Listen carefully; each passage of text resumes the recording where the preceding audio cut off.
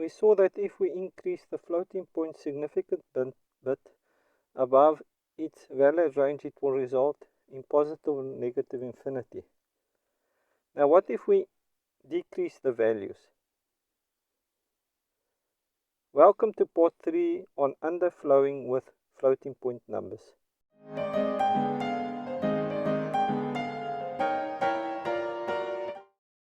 We see that the smallest positive non-zero for a double is 2 to the power of negative 1074.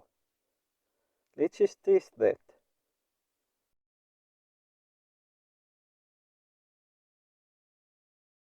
There is a method in the math class called POW.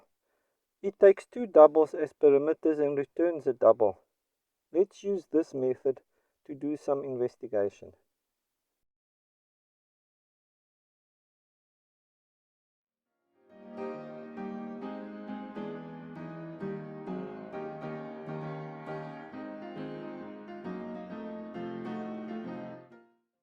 As we can see, both return the same value. So what if we reduce this min value?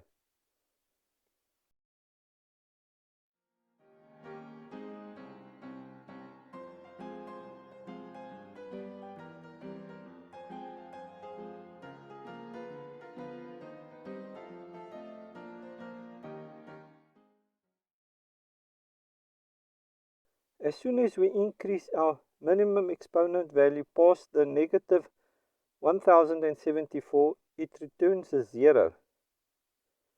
This does not change as we increase the negative exponent.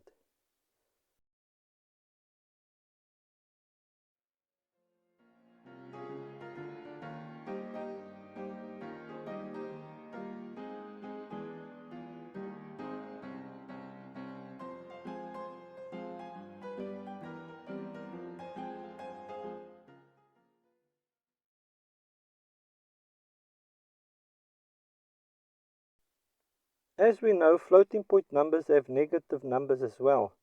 So I simply multiplied by negative 1 to test the underflow on the negative range of allowable min values.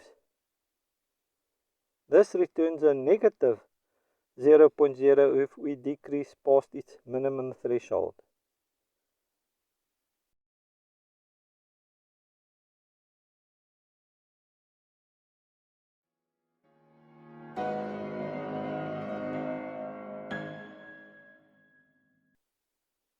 Now the float's smallest positive non-zero value is 2 to the power of negative 149.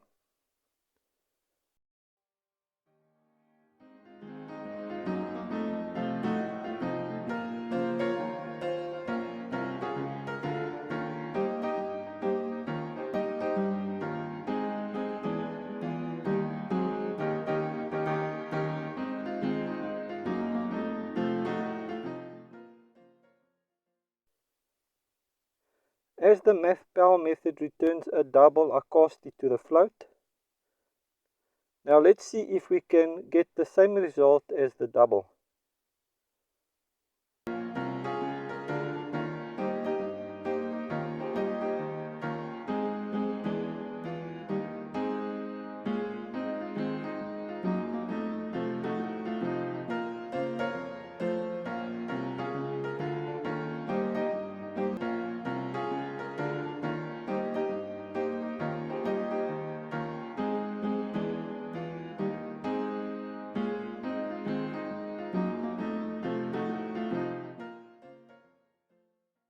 Yep, it does the same as the double. So from this we can see that with floating point numbers, when we underflow, they will result in a positive 0.0 or a negative 0.0.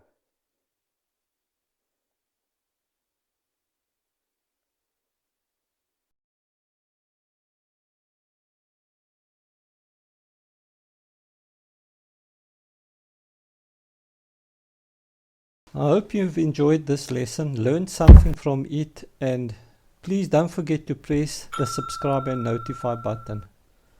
I've also got a Facebook page related to this channel.